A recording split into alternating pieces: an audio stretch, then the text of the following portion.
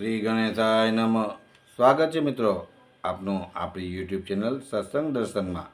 આપણે બધા હનુમાનજીને એક અનન્ય રામ ભક્ત તરીકે જાણીએ છીએ. હનુમાનજી એ મહાપ્રભુ રામના ભક્ત, બળ, બુદ્ધિ અને ભક્તિના દેવ રૂપમાં ઓળખીએ છીએ. શ્રી હનુમાનજી એક એવા દિવ્ય પાત્ર જેને માત્ર બળ નહીં પણ ભક્તિને પણ અવતાર માનવામાં આવે છે. આજની કથા એવી છે કે જે બહુ ઓછા લોકોને સાચી વાત ખબર છે કે તેઓના જન્મ પાછળનું રહસ્ય શું છે અને હનુમાનજી નામ કેવી રીતે પડ્યું. શું તમે જાણો છો કે બાળક હનુમાનજી એક દિવસ સૂર્યદેવને ફળ સમજીને ખાવા માટે ઉડી ગયા હતા અને એ ઘટના જ એમના જીવનને મહાન વળાંક બની. ચાલો આજે આપણે જાણીએ એક એવા યોદ્ધા ભક્તની અદ્ભુત વાર્તા જેમનો જન્મ તો મારુતિ તરીકે થાય છે પણ ભક્તિથી હનુમાન બની જાય છે. આવો આપણે આજના વિડીયોમાં હનુમાનજીના જન્મની કથા જાણીએ. અનાદિકાલમાં અહલ્યા, તારા, સીતા, મંદોદરી જેવી સ્ત્રીઓ તેમના પવિત્ર સ્ત્રી તત્વ માટે જાણીતી રહી છે. તેવી રીતે હનુમાનજીના માતા અંજની પણ એક પરમ પવિત્ર સ્ત્રી હતા. અંજની પૂર્વજન્મમાં અપ્સરા હતા જેનું નામ પુંજીકસ્થલા હતું. એકવાર દેવરાજ ઇન્દ્ર દ્વારા આયોજિત સ્વર્ગમાં એક ઔપચારિક સભામાં ઋષિ દુર્વાસા ભાગ લઈ રહ્યા હતા. જ્યારે બધા એક તીવ્ર વિચાર મંથનમાં ડૂબેલા હતા. પુંજીકસ્થલાએ આ સમયે અજાણતા સભા વચ્ચે આગળ પાછળ ફરી રહી હતી. ઋષિ દુર્વાસા જે પોતાના ક્રોધ માટે પ્રખ્યાત હતા તેમણે તેમને આમ ન કરવા માટે ચેતવણી આપી. જોકે પુંજીકસ્થલાએ તેમની વિનંતીને અવગણી અને પોતાની ગતિવિધિ ચાલુ રાખી, જેનાથી ઋષિ દુર્વાસા ગુસ્સે થયા અને ઋષિ દુર્વાસાએ તેમને શ્રાપ આપ્યો, તું વાંદરાની જેમ વર્તી રહી છે, તોફાની વાંદરાની જેમ અહીંથી ત્યાં કૂદી રહી છે, માટે જા, તું વાનર બની જા અને પૃથ્વી પર જઈને તારા આ વાનર વેરા કર. દુર્વાસાનો શ્રાપ સાંભળીને દુઃખી થઈને પુંજીકસ્થલાએ તેમની પાસે માફી માંગી અને સમજાવ્યું કે તે જાણી જોઈને આવું કરી રહી નથી અને તેઓ ખ્યાલ પણ નહોતો કે તેમની મૂર્ખતા આવા પરિણામ તરફ દોરી જશે.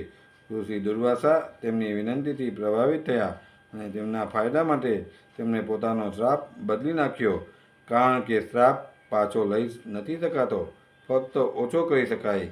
આથી ઋષિ દુર્વાસાએ પોતાના શ્રાપમાં ફેરફાર કર્યો. સાંભળે પ્રિય, રડશો નહીં. તમારા આગમન જન્મમાં તમે એક વાનર સ્ત્રી તરીકે પૃથ્વી ઉપર જન્મ લેશો અને પછી એક અવતાર ખૂબ જ શક્તિશાળી પુત્ર અને રામનો પ્રખર ભક્ત તે જન્મ આપશો. એ દિવસે બાળકને જન્મ આપ્યા પછી જ તારો શ્રાપ પૂર્ણ થશે. પુંજીકસ્થલાએ ધન્યતા અનુભવી અને પોતાના નવા ભાગ્યનો સ્વીકાર કર્યો. પુંજીકસ્થલીનો જન્મ વાનરરાજ વિરાજને ત્યાં થયો હતો અને તેનું નામ અંજના રાખવામાં આવ્યું હતું. પાછળથી જ્યારે તેના લગ્ન કરવા યોગ્ય થઈ ગઈ ત્યારે તેના લગ્ન વાનરરાજ કેસરી સાથે થયા. અંજનીએ પોતાના પતિ કેસરી સાથે હિમાલય નજીક વાસ કર્યો. અંજનીએ ભગવાન શિવની ઉર્મિપૂર્વક આરાધના શરૂ કરી. તેઓએ અનેક વર્ષો સુધી તપ કર્યું. તેમના તપથી પ્રસન્ન થઈ ભગવાન શિવે કહ્યું કે મારા અંશરૂપ પુત્ર તારા ગર્ભથી જન્મ લેશે. તે જ સમયે અયોધ્યામાં દશરથ રાજાએ યજ્ઞ કરાવ્યો હતો જેથી તેમને સંતાન પ્રાપ્ત થાય. યજ્ઞના ફળરૂપે ભગવાન અગ્નિએ દશરથને ખીર આપી જે તેમની પત્નીઓએ ને આપી. કહેવાય છે કે જ્યારે દશરથ ખીર પોતાની પત્નીઓને આપી રહ્યા હતા ત્યારે ભગવાન વાયુએ તે ખીરનો એક અંશ ઉડાડી અંજની સુધી પહોંચાડ્યો, જે પોતાના તપમાં લીન હતી. તેણે તે પવિત્ર ખીરનું સેવન કર્યું અને ત્યારબાદ હનુમાનજી ભગવાન શિવના અંશરૂપે તેના ગર્ભમાં આવ્યા. ભગવાન શિવ જ્યારે રાવણના વધ માટે શ્રી રામ રૂપે ભગવાન વિષ્ણુના અવતાર સહાયક બનવા ઈચ્છતા હતા, ત્યારે ભગવાન શિવે નંદી, ભૃંગી અને અન્ય ગણોને કહ્યું કે તેઓ રામાયણ કાળમાં વિવિધ રૂપે અવતાર લઈ રામજીની સેવામાં જોડાશે. શિવજી પોતે પણ અવતાર લે તે જરૂરી હતું. તેથી તેમણે અંજનીના તપથી પ્રસન્ન થઈને પોતાનું અમૃત તત્વ અંજનીના ગર્ભમાં પ્રવેશ કર્યું. તેથી હનુમાનજીને રુદ્રાંશ પણ કહેવામાં આવે છે.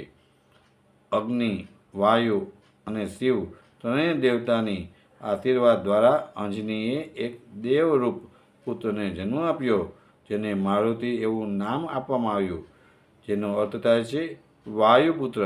તેઓ અંજનીએ એટલે કે અંજનીના પુત્ર તરીકે પણ ઓળખાયા.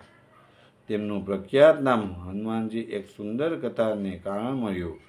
ચાલો આપણે એ કથા પણ જાણીએ. મારુતિ કેવી રીતે હનુમાન બન્યા તેની પાછળ શાસ્ત્રીય, ઐતિહાસિક અને આધ્યાત્મિક દ્રષ્ટિએ એક સુંદર જવાબ છે. જન્મ સમયે નામ મારુતિ કેમ પડ્યું?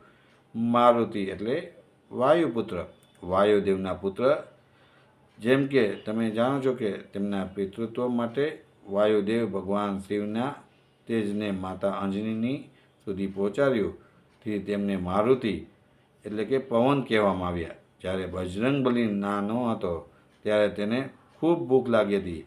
એકવાર તેણે તેની માતા અંજની પાસે ખોરાક માંગ્યો. અંજનીએ ત્યારે કોઈ કામ કરી રહ્યા હતા, તેથી તેણે પોતાના દીકરાને બહાર જઈને ફળ ખાવાનું કહ્યું. બધા પાકેલા ફળો ખાવા યોગ્ય છે. ભૂખને કારણે બજરંગબલી બેચેન થઈ રહ્યા હતા. તેઓ બહાર ગયા અને ફળો ખાવા લાગ્યા. પછી તેને આકાશમાં સૂર્ય ચમકતો જોયો. બજરંગબલીને લાગ્યું કે આ પણ એક ફળ છે. હનુમાનજીએ સૂર્યને જોયા અને તેમને જોઈને ખૂબ જ ઉત્સાહી થઈ ગયા. તેણે સૂર્યને ફળ સમજી લીધું. પોતાની શક્તિનો ઉપયોગ કરીને તેણે એક લાંબી છલાંગ લગાવી અને સૂર્ય સુધી પહોંચ્યા અને તેમને પોતાના મોંમાં પકડી લીધા. બજરંગબલીના આ કાર્યને કારણે પૃથ્વી પર અંધકાર છવાઈ ગયો. ઇન્દ્રલોકમાં પણ હોબાળો મચી ગયો. આ પછી દુનિયામાં અંધકાર છવાઈ ગયો. પછી બધા દેવતાઓએ ચિંતિત થઈ ગયા અને હનુમાનજીને મનાવવા આવ્યા, પરંતુ મારુતિએ વાત માની નહીં અને સંમત થયા નહીં. આથી સ્થિતિમાં ભગવાન ઇન્દ્ર લાચાર હતા અને તેમને પોતાનો વજ્ર ઉપાડવો પડ્યો. ઇન્દ્રદેવે પોતાના વજ્રથી મારુતિના હનુ એટલે કે દાઢી પર પ્રહાર કર્યો, જેના કારણે હનુમાનજીની દાઢી તૂટી ગઈ એટલે કે હનુ તૂટી ગયું. તેના કારણે તેનું નામ હનુમાન પડ્યું. જ્યારે પવનદેવે પોતાના પુત્રને ઘાયલ જોઈને દુઃખી થઈ ગયા, ત્યારે તેમણે સમગ્ર સંસારમાં પવનનો પ્રહાર બંધ કરી દીધો. પ્રાણીઓ ઉદાસ અને અશક્ત બની ગયા. બ્રહ્મા સહિત બધા દેવતાઓ પવનદેવ પાસે માફી માંગવા આવ્યા અને મારુતિને પુનઃ જીવિત કર્યા. દેવતાઓએ તેમને આશીર્વાદ આપ્યા અને અનંત શક્તિના ભંડાર બન્યા. સાથે જ યોગ્ય સમયે આ શક્તિ યાદ આવી જાય, તેનો સદુપયોગ થઈ શકે તેવા આશીર્વાદ આપ્યા. શ્રી હનુમાનજીની જીવનકથા આપણને માત્ર રહસ્યમય નહીં, પણ જીવનમાં શક્તિ સાથે શિસ્ત અને દયાભાવ અને નિષ્કામ ભક્તિ કેવી રીતે હોવી જોઈએ તેનું એક જીવતું જાગતું ઉદાહરણ આપે છે. હનુ એટલે કે ગાલ અને ઇન્દ્રના વજ્રથી ઘાયલ થયા પછી હનુમાનજીએ જીવનમાં ભક્તિ અને બળની સાથે નમ્રતાનો માર્ગ પસંદ કર્યો. તેથી તેઓ મારુતિ હનુમાન બની ગયા, શિવના અંશ અને રામ ભક્તના રૂપમાં. જો તમને આ કથા પસંદ આવી હોય તો લાઈક કરો, શેર કરો અને ચેનલને સબસ્ક્રાઈબ કરો. કોમેન્ટમાં લખો જય બજરંગબલી અને જણાવો તમને હનુમાનજીની કઈ ભૂમિકા સૌથી વધુ પ્રેરણાદાયક લાગે છે. આવો ભક્તિ અને જ્ઞાન માર્ગ આગળ વધી રહે. જય હનુમાન જ્ઞાન ગુણ સાગર. ફરી મળીશું નવા વિડીયો સાથે. જય હનુમાન.